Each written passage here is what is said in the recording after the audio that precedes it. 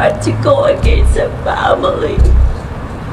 He's been with us for 20 years. My sister did love him. She gave him 3 kids. I want you to hold a single image in your mind before we go anywhere. A Jeep Rubicon pulls up to a house in Chula Vista, California. It is 4:42 in the afternoon on January 7th, 2021. A woman gets out. She walks toward her front door. A neighbor's camera catches every second of it. That camera never captured her walking back out. Her name was Maya Millete. She was 39 years old, 5 feet 2 inches tall, a Filipino-American mother of 3, with tattoos of musical notes and a hummingbird on her skin. She was the kind of woman who built a 6-figure career from nothing, who raised 3 children and still showed up for every birthday, every school event, every family group chat. The kind of woman her family described as miniature but fierce, bold personality, full of life. And at noon that same day, 4 hours and 42 minutes before she walked through that front door, she had called the divorce attorney. She was never seen or heard from again. Now, here is what I need you to understand before we get into any of it. This is not a case where investigators were left with nothing. What they found when they started pulling this marriage apart is unlike almost anything in recent true crime history. Love spells, subliminal audio devices hidden inside the family home. Google searches for Rohypnol, a hand-built shrine made with what appeared to be blood-red wax. A husband who, on the afternoon his wife disappeared, sent an email to a spellcaster that read, "I'm shaking inside and ready to snap."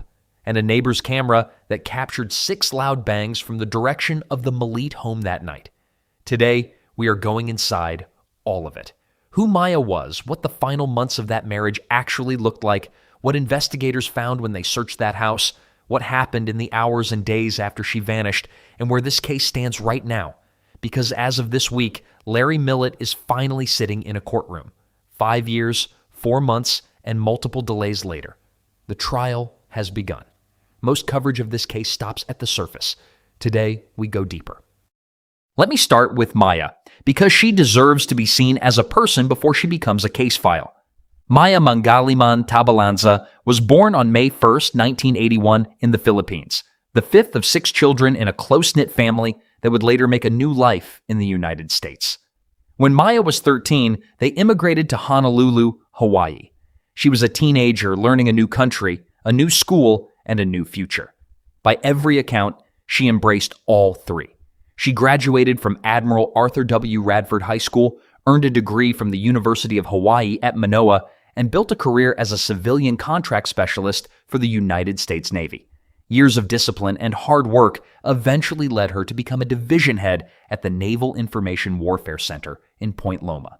It was a career she earned one step at a time, but that isn't how the people who loved her remember her. Friends describe Maya as a really easy friend to have, the kind of person who made you feel seen, the kind of person who remembered birthdays, showed up when you needed her, and somehow balanced a demanding career with raising 3 children who were the center of her world. She was known simply as May. Small in stature, just 5 feet 2 inches, but bold in personality. She loved music, road trips, and the outdoors. In 2020, she bought a Jeep Rubicon, not because she needed another vehicle, but because she imagined weekends in the mountains with her children and memories they would build together. One of those trips was already planned. On January 8th, 2021, the day after Maya disappeared, she was supposed to take her family to Big Bear to celebrate her daughter's birthday.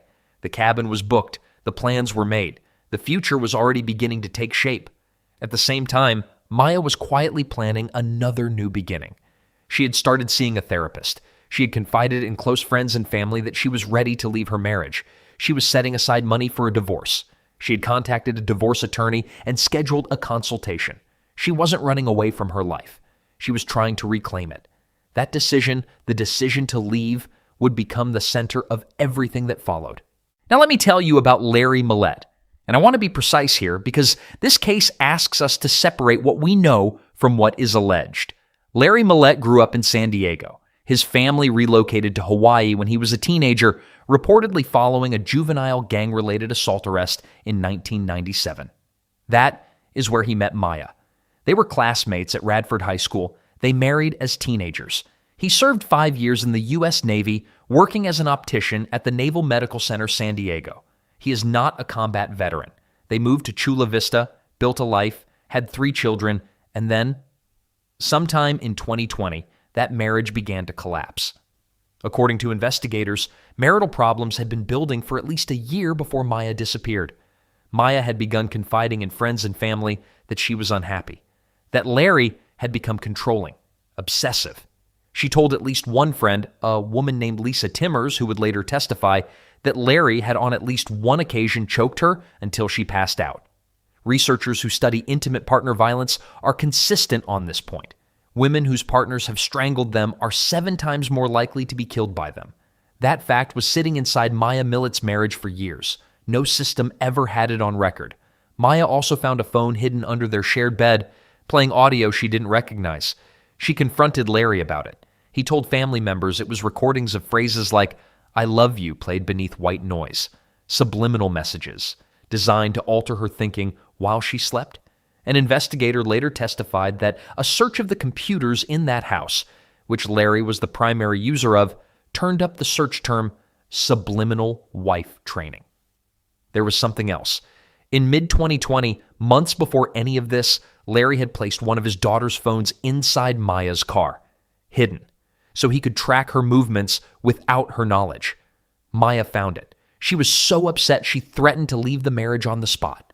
Her sister-in-law, Genesis Nicholas Tabalanza, testified about this under oath, that Larry admitted in text messages to planting that phone. A man who hid a child's phone in his wife's vehicle to track her, who hid audio devices in the bedroom to reprogram her thinking while she slept, who searched the internet for how to train a wife subliminally. This was not jealousy. This was a system, a deliberate escalating architecture of control, built around one woman who was trying to get free of him. She also started refusing the vitamins Larry had been giving her. They were making her drowsy, she told him. She kept a private digital diary. Entries in it suggested she believed she was being poisoned. When an investigator was asked directly on the witness stand whether he believed Larry was poisoning Maya, his answer was careful but unmistakable.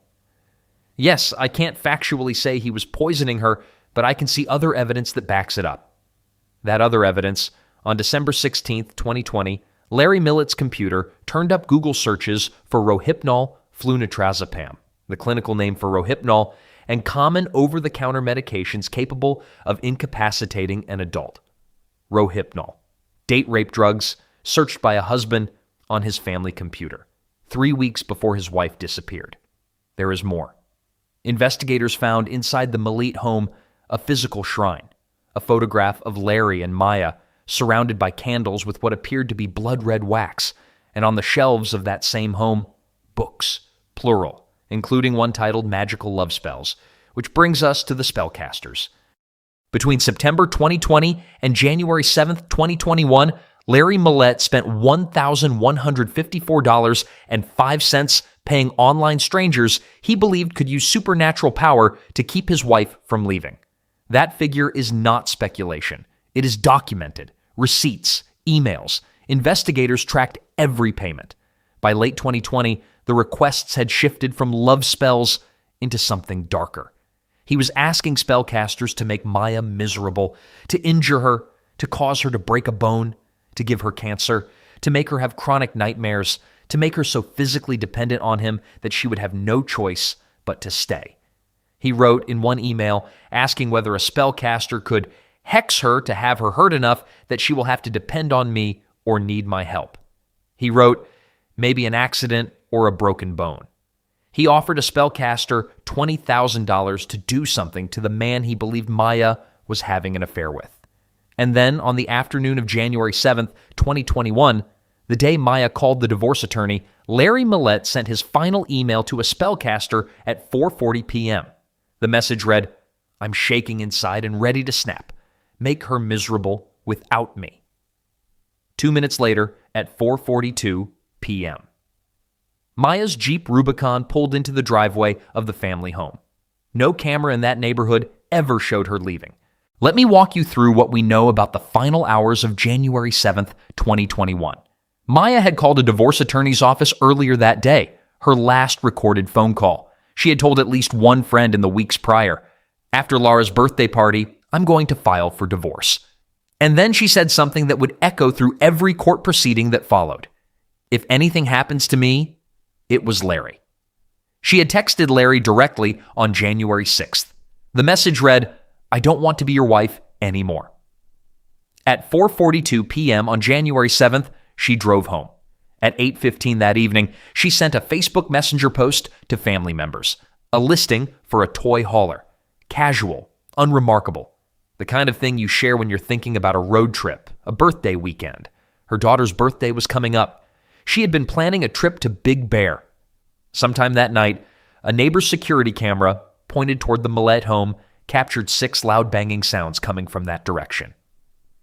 At 1:25 a.m. on January 8th, Maya's phone went dark. Its last recorded location, the family home.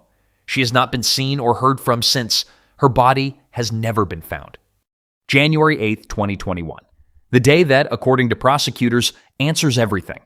The day after Maya was last seen, a neighbor's surveillance camera captured Larry Millete backing the family's black Lexus GX46 OSUV out of the garage and positioning it so the rear of the vehicle was out of frame, so no camera could see whether anything was being loaded into the back. He then left. He told investigators he drove to Solana Beach with one of their children, a day at the beach. He was gone for 11 hours and 21 minutes. His cell phone showed no calls, no texts, no data interactions during that entire window. Nearly 12 hours of phone silence from a man who, the night before, had been messaging spellcasters. Investigators could find no evidence to corroborate that he was ever at the beach. And when the Lexus was later impounded and its odometer examined, between 444 and 692 miles were unaccounted for from that single day. After January 8th, 2021, there were no more emails to spellcasters about Maya. No more requests for love spells, no more requests for injury. Nothing. The campaign that had consumed hundreds of emails over 4 months stopped. Completely. Abruptly. On the same day, his wife's phone went permanently dark.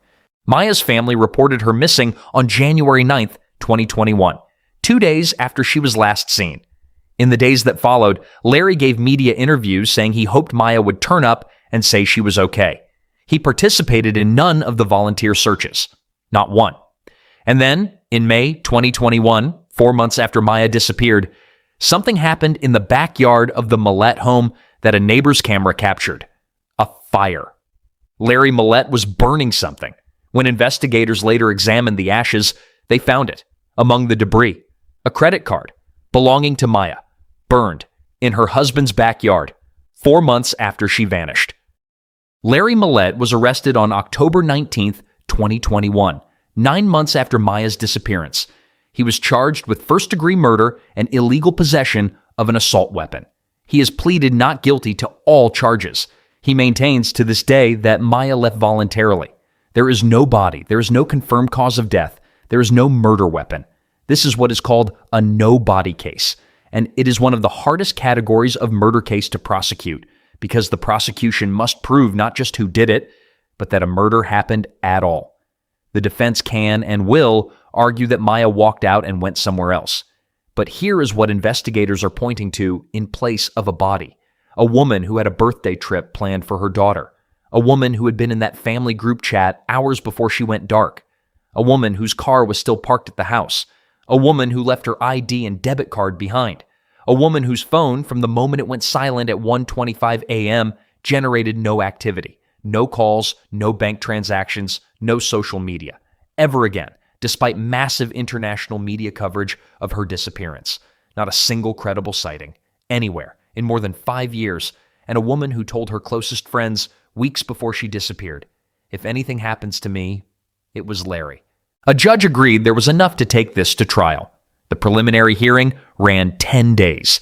Judge Dwayne Mooring, a former public defender and former San Diego prosecutor, bound Larry Millete over for trial in early 2023. In his ruling, he noted, and I want you to hear this directly, there is a marked contrast in the defendant's actions before Ms. Millete's disappearance and afterward that provides a strong suspicion of his guilt. That contrast is the heart of the prosecution's case. Before January 7th, 2021, 4 months of obsessive, escalating emails to spellcasters. Daily contact, mounting desperation. A man consumed. After January 8th, 2021, silence. Complete. The emails stop. The searches stop. The campaign ends. Because the prosecution argues the campaign had reached its end. The lead detective in the case, Jesse Vicente, was asked point blank on the witness stand by the defense whether he believed Larry murdered Maya. He answered, yes. Based on the facts we gathered throughout this investigation, I believe he's responsible for her disappearance. That was the defense asking. That was the cop's answer. The trial has been delayed 5 times: September 2023, August 2024, January 2025, July 2025. Each time something shifted. A new attorney for the defense, procedural motions, hearings. Maya's family has spent 5 years watching court dates come and go. On May 11th, 2026, more than 5 years after Maya Millete walked through her front door and never came back, the trial of Larry Millete began at the South Bay Courthouse in Chula Vista. A jury of 12 people, 7 women, and 5 men selected from 278 candidates. Opening statements began on May 18th. Cameras are not allowed in the courtroom. Maya's 3 children, now 10, 15, and 17 years old, are in the care of their Aunt Maricris. The children their mother was planning a birthday trip for are now teenagers. They have grown up inside this case. Here's what the prosecution is building its case around. The 6 loud banging sounds captured on a neighbor's camera the night of January 7th. The 444 to 692 unaccounted miles on the Lexus odometer from January 8th, when Larry's phone went completely silent for nearly 12 hours during a drive he could not corroborate. The abrupt end to 4 months of documented, escalating obsession, ending precisely on the day Maya's phone went dark. The Lexus backed out of camera range. The credit card burned in the backyard. And the vial. During a search of the home, police found a small vial with a topper. Its contents were sent to the FBI lab at Quantico and then to a contract lab. In opening statements on May 18, 2026, prosecutors revealed what that analysis found: a chemical consistent with poison hemlock. And then they revealed what was on Larry's Google search history alongside it. Searches for hemlock flower, searches for conium, the scientific name for the plant, searches for how painful is fatal hemlock poisoning, and a search for what is the best poison for a fast death. The defense disputed the hemlock finding in their own opening statement, but the searches are in the record. A man who Googled Rohypnol in December was Googling hemlock poisons by the time January arrived. The prosecution's argument is not complicated. He was working through methods. The vial is evidence that at some point, one of those methods made it off a screen and into his hands. The prosecution is also expected to call the man at the center of the affair Maya was alleged to have been having. The same man Larry had asked a spellcaster to target with a $20,000 payment. Jurors were told to keep an open mind. The defense is expected to lean on what is not there. No body, no confirmed cause of death, no blood found in the residence, no murder weapon. Their argument: a woman with secrets in a complicated situation who chose to leave. Step back and look at the complete picture. A woman who had been choked unconscious by her husband, whose private diary suggested she feared she was being poisoned, who told her friends point blank that if anything happened to her, it was Larry. This woman tried to leave, made an appointment with the divorce attorney, and disappeared the same afternoon. A husband who, in the 4 months before her disappearance, spent over $1,100 asking strangers online to cast spells on his wife. Love spells at first, then spells to injure her, to break her bones, to give her cancer, to make her helpless and dependent. Who searched the internet for Rohypnol, who searched for poison hemlock, who hid a tracking phone in her car and audio devices in their bedroom, who, on the afternoon she drove home for the last time, sent an email saying he was shaking inside and ready to snap. A husband who the next morning backed his SUV out of camera range, drove between 444 and 692 unaccounted miles with his phone off for nearly 12 hours, left no traceable record of where he went, and returned to a home from which his wife never emerged. A husband who 4 months later burned his wife's credit card in his own backyard. And a husband who, to this day, says she left on her own. Maya's body has never been found. Her phone has never been found. She has not made a single financial transaction, contacted a single person, or been credibly cited anywhere in the world in more than 5 years. The trial is underway. The evidence is being presented. And 3 children who grew up without their mother are old enough now to understand every word of it. Maya Millete was born on May 1st, 1981. She came from the Philippines to Hawaii as a teenager and built a life entirely on her own terms. An education, a career, a family she loved. She had tattoos of musical notes and a hummingbird. She was 5 feet 2 inches tall. She was planning a birthday trip to Big Bear. She had told her daughter she loved her.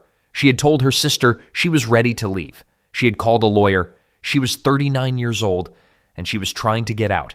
Her sister Maricris has been fighting for 5 years, filing reports, speaking to media, raising 3 children who are not hers by birth, but are completely hers by love, because Maya loved them.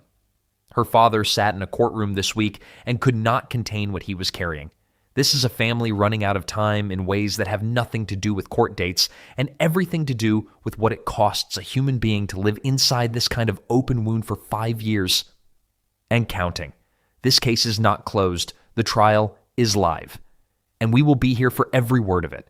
Maya Millete deserved every year that was taken from her. That full accounting is still being written. We will be here when it is. Before you click away, this trial is not over. Witnesses are still being called. Evidence is still being presented. And when the verdict comes, True Crime Magnet will be the first place to break it down.